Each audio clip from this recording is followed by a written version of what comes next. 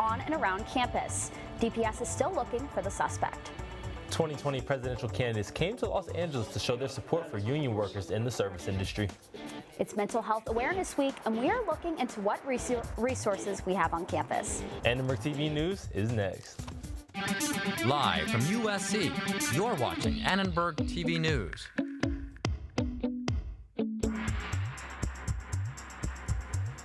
Good evening. We have new information on 3 sexual batteries that happened on or around campus. Good evening. I'm Caleb Michael. And I'm Elizabeth Barineau. The Department of Public Safety is alerting students about the incidents that happened last week. The first incident occurred near the USC Hotel last Sunday. A woman reported hearing a bike approach from behind and feeling a sudden hard slap to her buttocks. Another victim reported a similar incident near Shrine Place less than 24 hours later. The third happened near the Davidson Conference Center on Friday night. DPS is on the case. Unfortunately, the footage that we have at this point, which is being evaluated by our detectives, may not be clear enough. So LAPD will be investigating, but I would think a reasonable person would say 3 bicycle-bound men wearing hooded sweatshirts, doing the same essential act around the same time of night in a short period of time, probably the same guy. The last time that DPS released a description of someone wanted for a similar crime, it resulted in an arrest. I think it's really sad to see that happening and needs to be stopped. No, this is definitely a problem that I've heard of, never seen myself, but I think it's a problem that's been plaguing a lot of campuses, not just ours, and I think it's an issue that needs to be resolved very quickly. It's sad, and also it's a safety issue. So, I mean, the breach of security is kind of like something USC security needs to tighten up on, and also it's just students need to be more aware. DPS is encouraging students to take advantage of USC's free Lyft program, travel in pairs at night, and to be aware of their surroundings. It also advises that students use a blue light phone in the case of an emergency, and to keep valuables out of sight. Governor Newsom signed 3 new laws in response to the college admissions scandal. The laws tighten rules on how and when colleges can admit students who don't meet eligibility requirements. One of the new laws requires colleges will now be required to tell the state legislature when using preferential treatment in the admissions process. A new law also requires at least 3 campus administrators to approve any exceptions. A UCLA law professor says these new laws will not affect most applicants. Law really applies to a relatively small number of things like athletic participation, and there's also an effort to create more checks and balances on the use of preferences for children of alumni and donors. These laws also include the prevention of guilty parties from receiving tax benefits from charitable donations resulting from their bribes. The laws are among 21 higher education bills signed into law last week by Governor Newsom. Another USC parent implicated in the admissions scandal is facing jail time. Napa Valley winemaker Augustine Huneeus Jr. was sentenced to 5 months in prison Friday after pleading guilty for his role in the scandal. A $100,000 fine and 500 hours of community service will follow for the former CEO, who paid $50,000 to change his daughter's ACT score and for trying to get her into USC as a fake water polo recruit. The Office of Admissions released its demographic profile of the class of 2023. It reflects increasing competition for admission and the university's dedication to creating a diverse student body. This year's crop of freshmen is slightly smaller than the class of 2022, coming in at almost 3,200, selected from an applicant pool of over 66,000. They're a highly accomplished cohort. 25% earned perfect grades, and the average ACT and SAT scores were in the 96th percentile. This year's freshman class was accepted at a rate of 11.4%, dropping 2% from last year's already record-breaking 13%. USC's continued commitment to diversity is reflected in the increase in the number of African American students and the amount of financial aid over the previous years. This year's freshman class also boasts a 5% increase in international students. A new analysis by the LA Times shows that mental illness among the homeless community is more common than previously reported. A USC professor of social work says homelessness is definitely a mental health problem.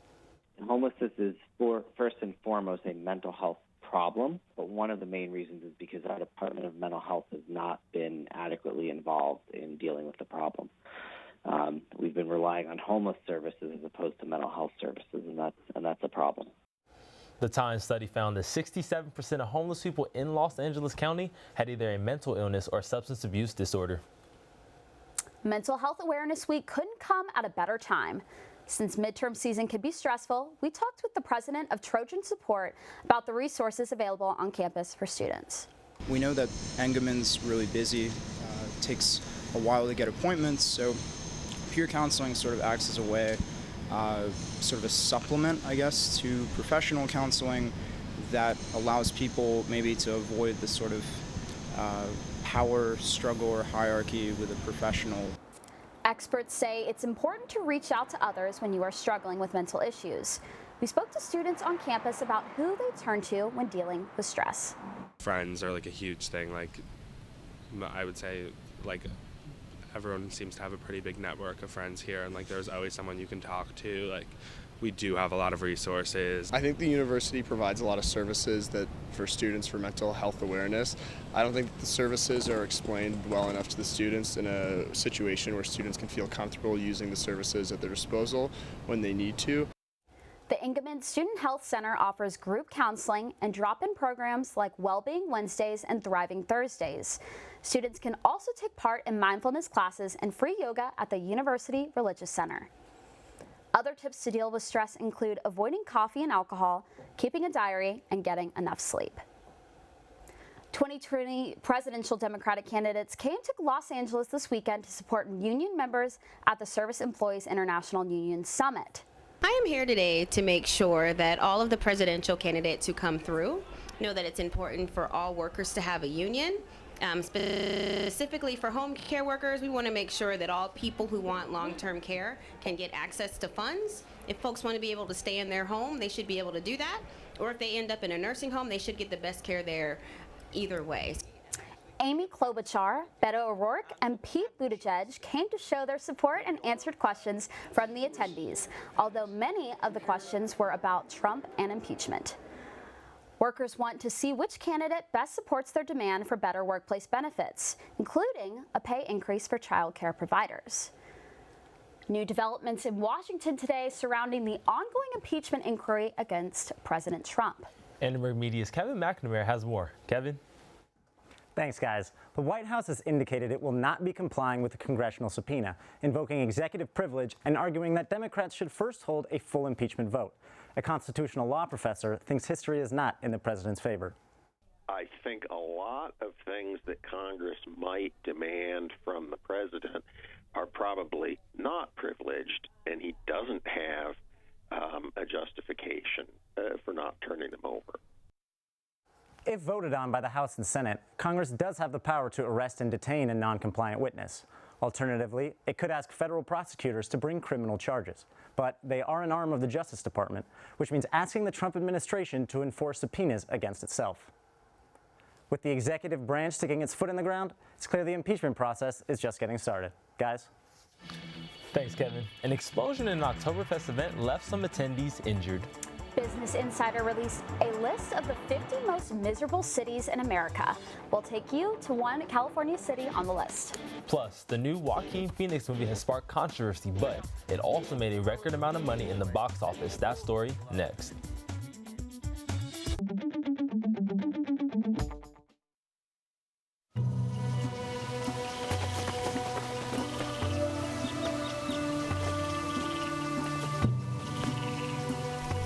Encuentra el bosque más cercano en descubreelbosque.org. El Bosque, más cerca de lo que crees. They call me Prince like I'm royalty or something. But the places I've lived ain't no palaces. So I don't need grilled salmon or a new scratching post.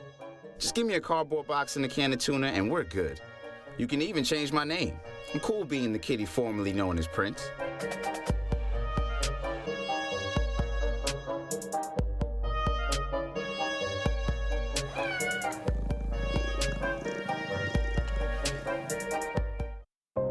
Here's to the things that can keep us safe. And now, those that we carry with us everywhere will bring us wireless emergency alerts. With a unique sound and vibration, you'll be in the know, wherever you are.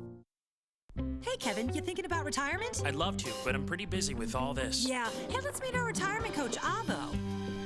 A is for taking action. Not anxiety? No, Kevin, you're gonna be fine. You sing? Barely.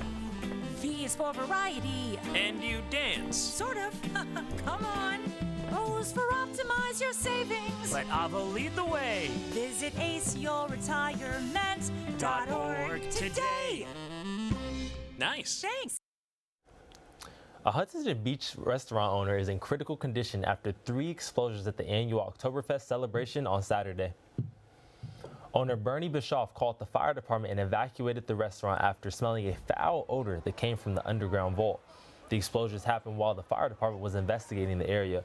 A witness near the scene heard the blasts. We were standing in line waiting to get in, and there was like a ball of flame that came up, and we thought it was like maybe part of the show, but then there was another one, and then my friend grabbed my hand, and we just started running, and then there was a third one. So we just thought the whole place was going to be on fire. A total of 5 people were injured in the blast, including 2 firefighters and 3 civilians. All were released except for Bischoff, who has third-degree burns on 40% of his body. 50 cities across America were ranked as the most miserable places to live, according to a new report. The worst was Gary, Indiana, but 10 California cities are on the list. Annenberg Media's Miriam Fuentes talked to the mayor and residents of one city shocked to be included. It looks like any other town in America. Small shops line downtown and new apartment buildings are springing up. But Business Insider says El Monte, California, with a population of 100,000, is one of the most miserable cities in America. Really not fair that they named it one of the worst cities. Fabiola Renteria grew up in the area and does all her shopping here. She doesn't believe it's a miserable place. The mayor says he finds the report a bit of a joke. What the heck does miserable mean? Like, what does it mean literally to be miserable, right? There's no analysis, no qualitative or even quantitative analysis that was done. It just looks like a throwaway type of report. Business Insider used census data such as population change from 2010 to 2018, household income and poverty rates, among other factors. The residents agree with the mayor that this isn't the best way to judge a city. I believe that it's in the middle because there's still crime. So I don't think it's the worst city, but I don't think it's the best city either. Business Insider ranked El Monte 22nd on the list of 50 most miserable cities.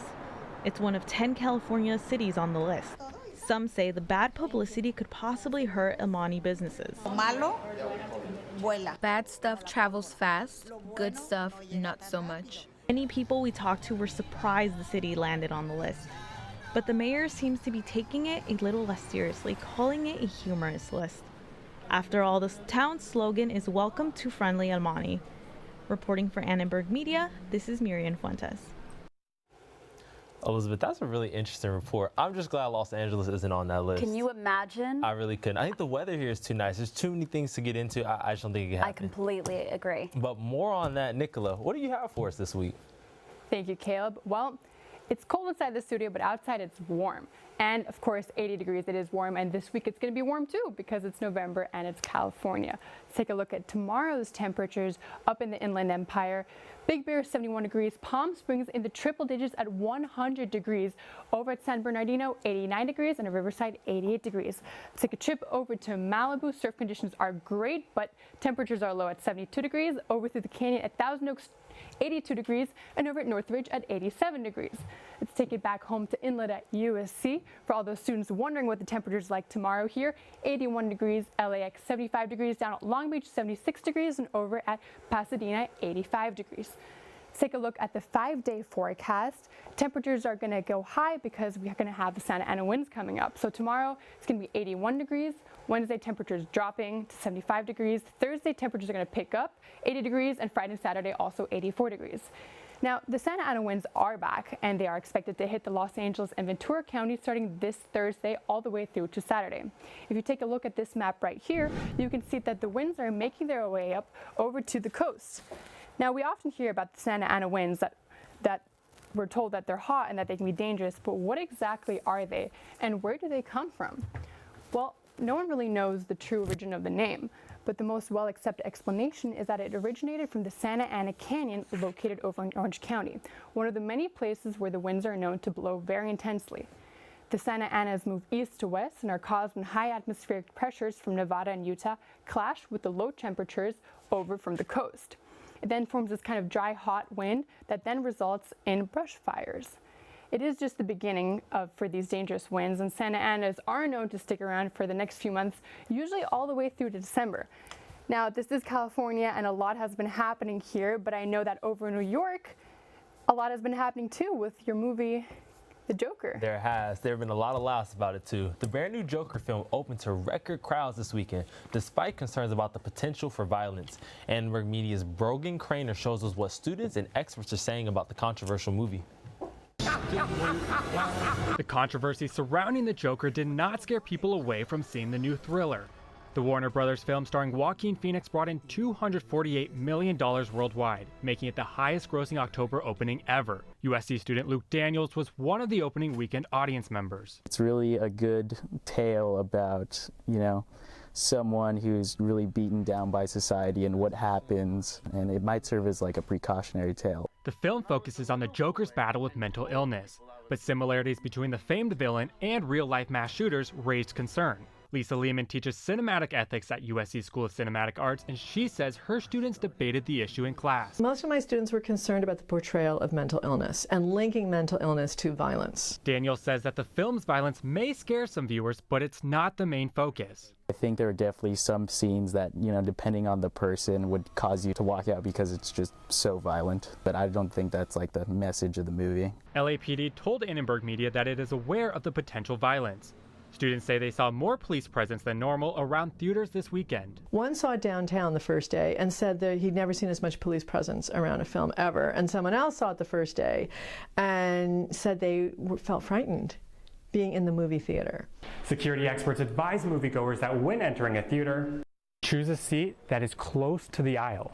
And always spot your exits and report any suspicious behavior. Lehman says that filmmakers should take into account what their movies promote. I think filmmakers have a responsibility to be mindful about what they show in their films and how they show it. Do I think that film can cause people to emulate acts in it? Sure. LAPD says that it encourages everyone to still go out and enjoy, but to always remain aware of their surroundings.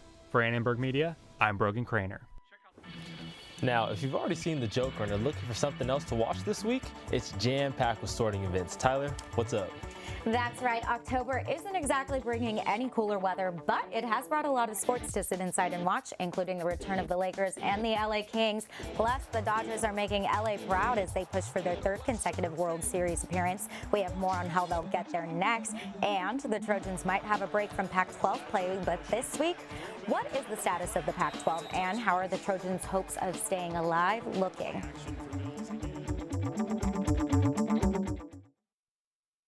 Hi, I'm Smokey Cole Bear, filling in because for 75 years, Smokey only said, "Only you can prevent wildfires." Meanwhile, the song was wrong. We did start the fire. Go to SmokeyBear.com to learn more about wildfire prevention.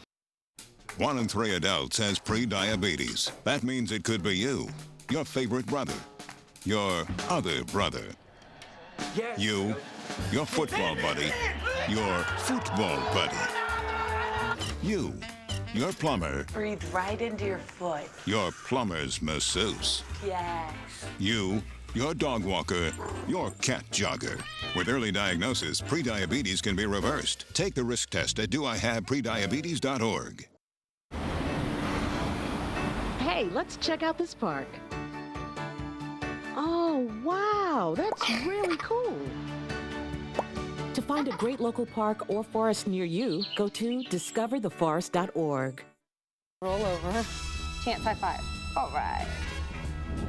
When you adopt a shelter pet, you discover all the things that make them unique. And your mother and...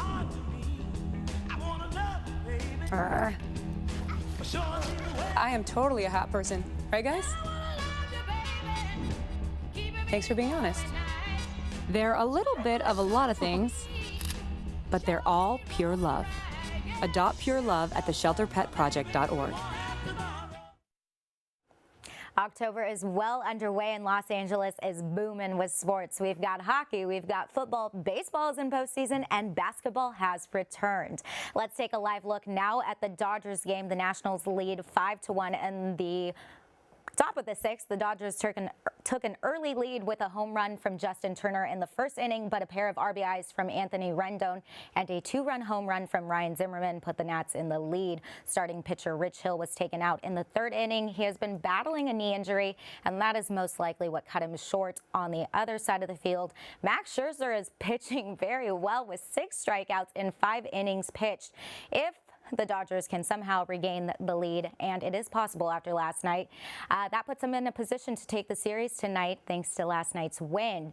LA's favorite first baseman Cody Bellinger, okay, maybe just my favorite, sparked the Dodgers comeback last night. The Dodgers erupting in the 6th inning with one quality at bat after another, and before you knew it, LA had put 7 runs on the board with 2 outs. The Dodgers would go on to win Game 3 10-4. If the Dodgers win this game tonight, they'll clinch a berth in the NLCS. The Braves are tied 2-2 after the Cardinals won in extra innings. Winner of that series will face, again, if the Dodgers can win tonight, the Dodgers on Friday. There are also some former Trojans in the race to the World Series. Catcher Garrett Stubbs is with the Houston Astros. The Astros are up 2-1 in their series against Tampa Bay. The Rays took the win today to stay alive. Pitcher Stephen Tarpley is with the Yankees, who play tonight and are up 2-0 in their series against the Twins. There is a possibility that these two Trojans could see each other in the AL Conference Series. Arguably, the NBA's most talented duo LeBron James and Anthony Davis gave the Warriors a not-so-housewarming gift on Saturday. The Warriors played their first game in the brand-new Chase Center. We've been talking about it for months, but finally got to see the magic in action. Davis went 9 for 16 for 22 points, 10 rebounds, 2 assists, and a steal in his Lakers debut. AD was lights out in the first quarter alone. He scored on dunks in 3 consecutive possessions. Davis and LeBron both sat out in the second half. Saturday was also a debut for head coach Frank Vogel, who secured his first Lakers victory in a 123-101 win over the Warriors. The Lakers head to Shanghai to face the Brooklyn Nets and their newest star, Kyrie Irving, on Thursday. Hockey is back in action. Lauren, what do we have from our Kings? The LA Kings are back and they play tomorrow. After finishing second to last in the league last year, they are hopeful this season will be more promising. The new season began with a new head coach, Todd McClellan. In their first official game of the season this past weekend, the Kings lost to Edmonton 5-6. Looking forward, the Kings will host the Nashville Predators this Saturday at their home opener. The Pac-12 confusion continued this weekend with Washington and Stanford. Check out this game-changing play. Pressure coming again. Easton off his back foot into single coverage. Ripped off. Big interception by cornerback Caillou Blue Kelly that ultimately changed the game for the Cardinal, who went on to win 23-13. Injury has been a major issue this season, with 5 schools losing their first-string quarterback, including USC, who is down to its 3rd string. Moving forward, USC has a tough schedule for the rest of the season, especially against higher-ranked teams. Tyler, what are your thoughts on this? That's exactly right, Lauren. Now, 3 of these teams that SC still has to face are currently ranked in the AP Top 25. That's Oregon, Notre Dame, who's not in the Pac-12, and ASU, so it's going to be a tough road ahead. Agreed, and with all these higher-ranked teams, who do you think will be the biggest challenge? You know, despite Oregon getting hot right there, I'm going to have to go with Arizona. I think that might be SC's toughest opponent ahead. I think Oregon would definitely be a tough game, but especially Arizona with Khalil Tate, who has the ability to throw for 404 yards in a game. Plus, Arizona has that stout run game that they've been utilizing last year. It's developing this year. It's going to be a tougher game, but it's a home game, so. What I think would be the biggest issue going into the rest of these games is what version of the USC football team will we get? You know, I think consistency is a large issue we've all seen, so. That's exactly right. And they've only had 2 road games, but both of those road games have been losses. So which team are we going to see? The SC team that plays at home and wins, or the SC road game? So. Exactly. Long story short, but that's all we have for sports today. Back to you at the desk. Thanks, guys. A new show on campus takes one man's journey of growing up undocumented. We hear from the man who wrote and produced the show next.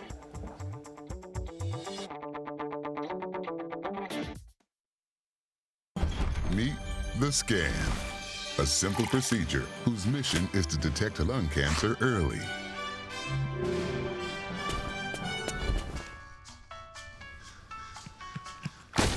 I'm here to save you! But I feel fine. That's great, but you may still be at high risk for lung cancer. Oh man, that's a new fence. If you smoke, early detection could save your life. Learn more at savedbythescan.org.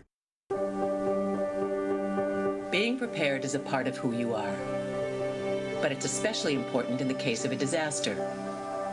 Be informed about possible emergencies in your area. Make a plan that covers where you'll go in an emergency. Build a kit with the things you need to survive. There's no one more capable of planning for your situation than you. Start your plan today. Go to ready.gov/myplan.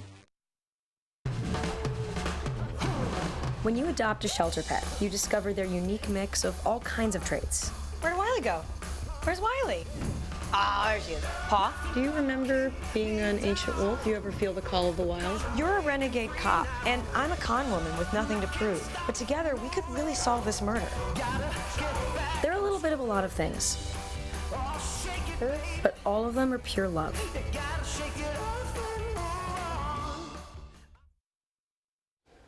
This year's Nobel Peace Prize winners in physiology or medicine produced pioneering research into how human cells respond to changing oxygen levels.